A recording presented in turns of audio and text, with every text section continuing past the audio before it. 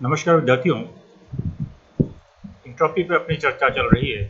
तो आज अपनी बात करेंगे कि आखिर इंट्रॉपी की आवश्यकता पड़ी क्यों, ये टर्म आया कहाँ से। तो जब ये सेकंड लॉ ऑफ थर्मोडायनेमिक्स आया और उसको केमिकल प्रॉब्लम्स के ऊपर अप्लाई करने का प्रयास किया गया तो कई प्रॉब्लम्स सामने आई। सेकंड लॉ को अप्लाई करने का मुख्य उद्देश्य ये था कि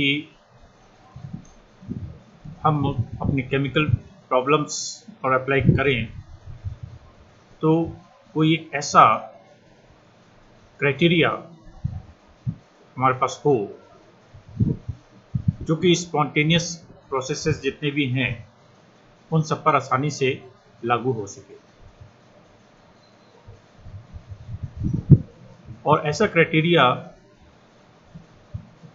किस तरीके का होना चाहिए, उसके लिए दो बातें कही गई कि एक तो it should be thermodynamic property, ये एक थर्मोडायनेमिक प्रॉपर्टी होनी चाहिए।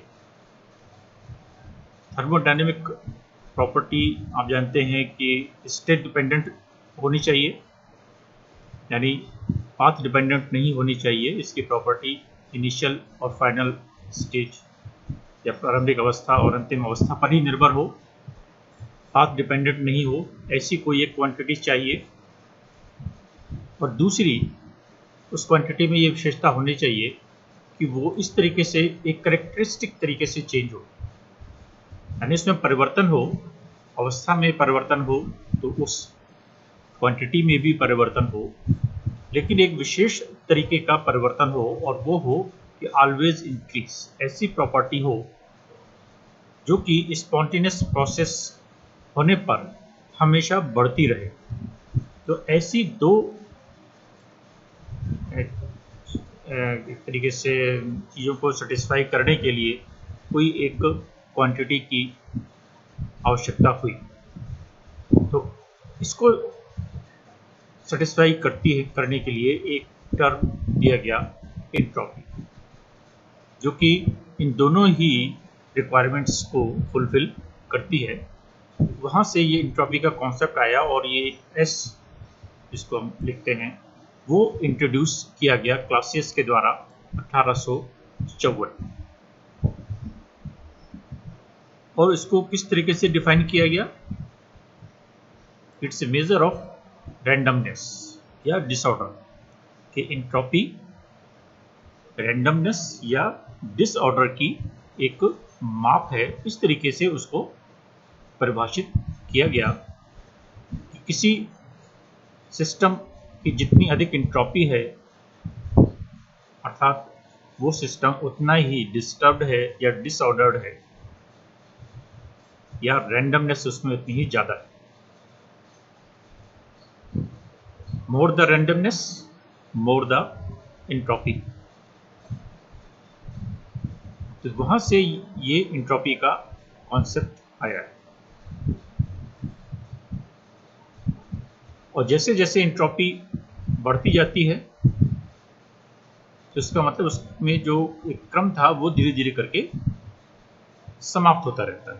और स्पॉन्टेनियस चेंजेस हमारे जितने भी हैं उन सब में रैंडमनेस या डिसऑर्डर बढ़ता है, अर्थात एंट्रोपी भी बढ़ती है। तो ये एक सामान्य स्टेटमेंट है कि सभी स्पॉन्टेनियस प्रोसेसेस ये इंक्रीज इन डिसऑर्डर या रैंडमनेस से रिलेटेड है और उससे रिलेटेड हो जाती है एंट्रोपी।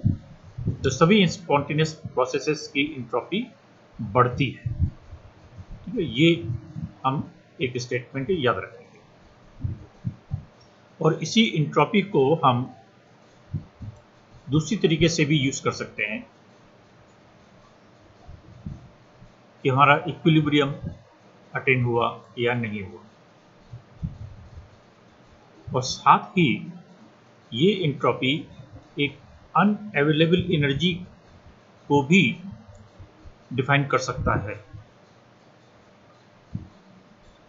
अनअवेलेबल एनर्जी से हमारा क्या तात्पर्य है? कि हमारे किसी सिस्टम की इंटरनल एनर्जी है, वो इंटरनल एनर्जी में कई तरीके की एनर्जीज इंक्लूड होती हैं। Kinetic energy, potential energy, vibrational energy, rotational energy, कई तरीके की एनर्जीज किसी सिस्टम में हो सकती है। या हम मॉलिक्यूल की एनर्जी की जब हम बात करते हैं, इंटरनल एनर्जी की बात करते हैं, तब इन सारी एनर्जीज को उसमें ऐड किया हुआ मानते हैं। अट्रैक्शन के बारे से भी कुछ एनर्जी होती है, रिपल्शन की भी एनर्जी होती है। तो इन सभी ऊर्जाओं का योग उस सिस्टम की इंटरनल एनर्जी को डिफाइन करता है। और सेकंड लॉ ये कहता है कि हमारी जितनी भी एनर्जी है, टोटल एनर्जी है, उसको हम 100% यूजफुल वर्क में यानी कार्य में कन्वर्ट नहीं कर सकते। ये सेकंड लॉ का स्टेटमेंट है कि सारी energy 100% energy can not be converted into equivalent useful work. तब क्या होगा, कुछ एनर्जी ऐसी रह जाएगी जो कि अनअवेलेबल होगी, अनअवेलेबल फॉर वर्क, कार्य के लिए उपलब्ध नहीं होगी, क्योंकि पूरी एनर्जी वर्क में कन्वर्ट नहीं हुई। तो ये एंट्रोपी ही उस अनअवेलेबल एनर्जी को डिफाइन करता है या उसकी माप है। तो एंट्रोपी को हम इस तरीके से भी डिफाइन कर सकते हैं कि it is unavailable energy per unit temperature. Mathematically इसको एंट्रोपी को अगर हम लिखें तो entropy equal to unavailable energy divided by temperature. उस ताप पर जो अनअवेलेबल एनर्जी है उसे आप डिवाइड कर दीजिए, तो unavailable energy per unit temperature ये एंट्रोपी की माप है। ठीक है, तो अनअवेलेबल एनर्जी क्या हो जाएगी, एंट्रोपी मल्टीप्लाइड बाय टेम्परेचर। ये अनअवेलेबल एनर्जी निकल आएगी, अर्थात किसी ताप पर ये एंट्रोपी उसकी अनअवेलेबल एनर्जी को डिफाइन कर सकता है या बता सकता है। ठीक है, तो entropy multiplied by the temperature will be the total amount of energy that is not available for work, जो कि कन्वर्ट नहीं हुई या अनअवेलेबल एनर्जी। इसको रिवर्सिबल सिस्टम्स पर ही लागू किया जाता है और एंट्रोपी को हम सामान्यतया इंक्रीज इन एंट्रोपी में डिफाइन करते हैं। चेंज की भी बात करते हैं तो चेंज इन एंट्रोपी से मतलब हमारा इंक्रीज इन एंट्रोपी ही होता है, क्योंकि सभी spontaneous processes increase in entropy से ही रिलेटेड है। तो वहां पर हम एंट्रोपी को किस तरीके से डिफाइन करते हैं, डी क्यू रिवर्सिबल, ये विशेष रूप से ध्यान रखना है, डी क्यू रिवर्सिबल यानी एट रिवर्सिबल प्रोसेसेस में D Q divided by T. D Q क्या है, infinitesimal amount of heat absorb, और एब्जॉर्ब कहां से होगी सिस्टम द्वारा, सराउंडिंग से। ठीक, तो रिवर्सिबल प्रक्रम में या उत्क्रमणीय प्रक्रम में एक अति सूक्ष्म ऊर्जा जो अवशोषित की जाती है सराउंडिंग से, that divided by T at temperature T, this is called entropy. और रिवर्सिबल प्रोसेसेस में छोटे छोटे कई सारे प्रोसेस होते हैं, वो सारे रिवर्सिबल होते हैं, और इन सभी स्टेप्स को यदि हम ऐड कर दें, छोटे छोटे कई सारे रिवर्सिबल स्टेप्स हैं, प्रोसेसेस हैं, यानी एक स्टेज ए से स्टेज बी तक जाने के दौरान कई सारे छोटे छोटे प्रोसेसेस हो सकते हैं, जो कि हर प्रोसेस रिवर्सिबल है। तो A से B में कितना चेंज हुआ उसको हम पता कर सकते हैं यदि उन सारे स्टेप्स को ऐड कर दें। ठीक है, तो ऐसी स्थिति में फिर वो डेल्टा एस आ जाता है। तो उसको हम सारे छोटे छोटे जितने भी स्टेप्स हैं उन सबका समेशन कर दें या ऐड कर दें, तो वो हमारी total change in entropy delta S को डिफाइन करती है। तो delta S means S2 minus S1, अर्थात सेकेंड स्टेट में या अंतिम अवस्था में अपन कह सकते हैं S1 प्रारंभिक अवस्था और S2 अंतिम अवस्था। और इसको हम मैथमेटिकली इस तरीके से इंटीग्रेशन के फॉर्म में dq/t variation from T1 to T2 इस तरीके से भी उसको मैथमेटिकली एंट्रोपी को लिख सकते हैं।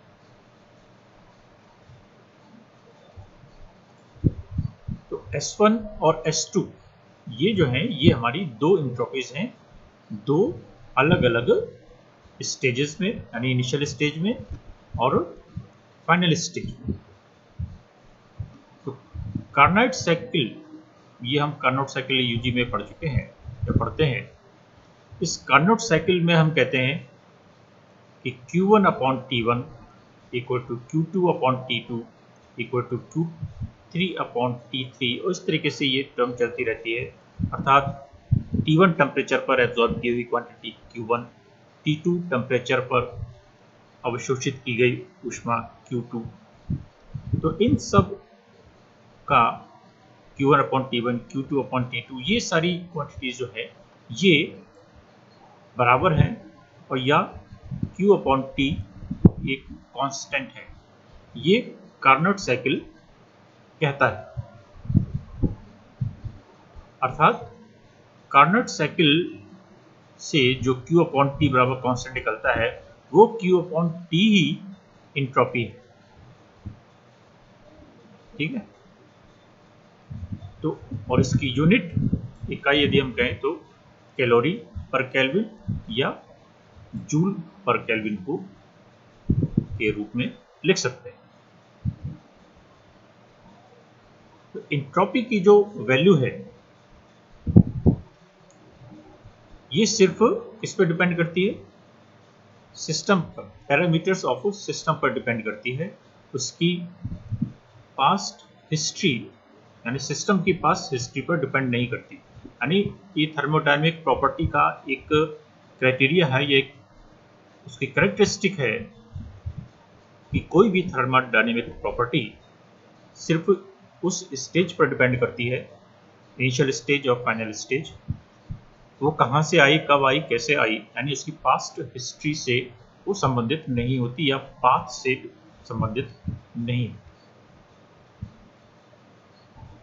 एडियाबेटिक चेंज की अगर हम बात करें, यदि कोई ऐसा प्रोसेस है, एडियाबेटिक प्रोसेस है, तो ऐसी स्थिति में heat absorb is 0। Adiabatic process है अर्थात किसी भी तरीके का एनर्जी का ट्रांसफर सिस्टम टू सराउंडिंग या सराउंडिंग टू सिस्टम नहीं है, तो हीट एब्सॉर्ब 0 होगी। और जब हीट एब्सॉर्ब 0 होगी तो ऐसी स्थिति में एंट्रोपी भी क्या होगी, 0 होगी, क्योंकि Q 0 हो गया। Q हमने क्या कहा है, heat absorb from surroundings by the system. तो यदि हीट एब्सॉर्ब 0 है तो ऐसी स्थिति में एंट्रोपी भी शून्य हो जाती है। अर्थात एडियाबेटिक प्रोसेसेस में एंट्रोपी की वैल्यू 0 होगी या चेंज इन एंट्रोपी की वैल्यू 0 होगी। हम यहाँ पर एब्सोल्यूट एंट्रोपी की बात नहीं करते, बात करते हैं चेंज इन एंट्रोपी की। तो एडियाबेटिक प्रोसेस है चेंजेज में एंट्रोपी, चेंज इन एंट्रोपी की वैल्यू 0 या एंट्रोपी चेंज नहीं हो।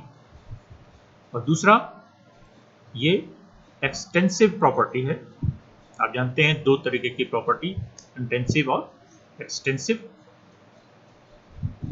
इंटेंसिव जो कि पदार्थ की मात्रा पर निर्भर करती है और एक्सटेंसिव और नहीं करती, और एक्सटेंसिव जो कि पदार्थ की मात्रा पर निर्भर करती है। तो ये एंट्रोपी या change in entropy extensive property है which depends on the mass of the system of substance।